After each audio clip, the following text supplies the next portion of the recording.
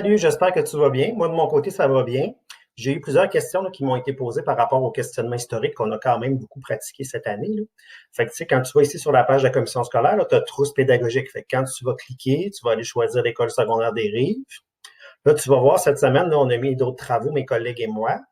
Mais si tu vas chercher, parce que là, la petite vidéo, je la fais justement pour t'expliquer ce qu'on a vu ici. Le 14 avril, en secondaire 1, on t'avait mis ici un petit travail en histoire sur le questionnement historique qui ressemble à ça ici, là. OK? Fait que là, tu vois ici, mon nom est là. Donc ça, là, je t'ai envoyé par courriel, puis je pense que j'avais mis tes parents en copie conforme. Je t'ai envoyé le carton pyramide avec lequel on travaille depuis le début de l'année. Tu sais, celui qui est comme beige, le brun, là. Donc, ici, tu as un exemple de texte avec la photo qui va avec. Fait que tu as un document iconographique puis un document texte. Puis avec ça, habituellement, on va identifier t'es qui, t'es quoi, t'es quand, t'es où, qu'on appelle aussi le 3 QPOC. OK? Là, ton 3 QPOC qui est identifié ici.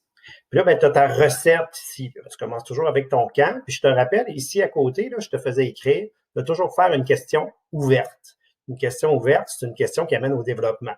Hein? Fait que tu vois ici, là, je t'ai mis en gris, là, tes marqueurs d'interrogation pour faire des questions ouvertes, ils sont ici. Donc, c'est avec ça que tu vas travailler.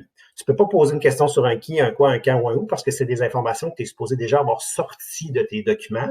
Puis je te rappelle que s'il y a un document manquant, c'est parce qu'un élément manquant dans les 4 éléments, ben, c'est parce que tu es supposé le savoir. Donc là, tu vas chercher tes éléments dans chacun des documents, tu formules ta question en respectant ta recette. Tu n'oublies surtout pas ton point d'interrogation.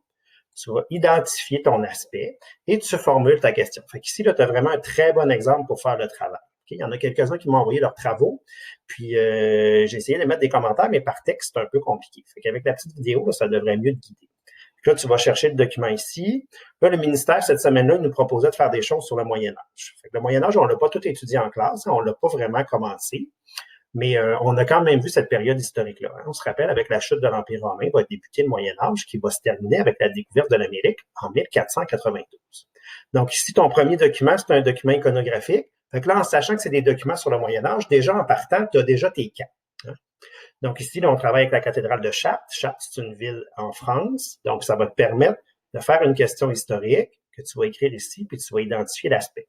Hein, on se rappelle, on fait des questions ouvertes et on n'oublie pas son point d'interrogation. Donc, le deuxième document, c'est avec un texte, donc sur les monastères. Tu vas être capable d'identifier ici tes éléments.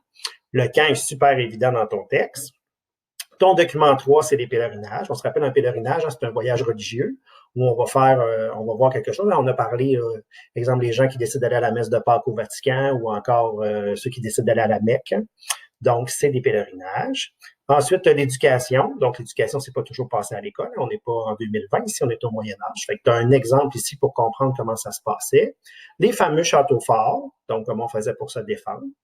Donc, avec ces documents-là, qui en a 5 au total, ça te permet de pratiquer tes questions historiques. Fait que s'il y a quoi que ce soit, là, tu m'écriras un courriel, tu pourras m'envoyer ton travail si tu veux. Mais avec ces infos-là, là, tu devrais être capable de travailler un peu plus sur ce qui est en histoire. Là, tu vas voir, on t'a mis ici dans la trousse pour 2000, le 20 avril. Il va y avoir d'autres travaux. Là, ils ne sont pas déposés encore, là, ils vont se déposer bientôt, là, mais tu vas voir en géo et en histoire, là, tu vas avoir d'autres petits travaux à faire pour te mettre à jour.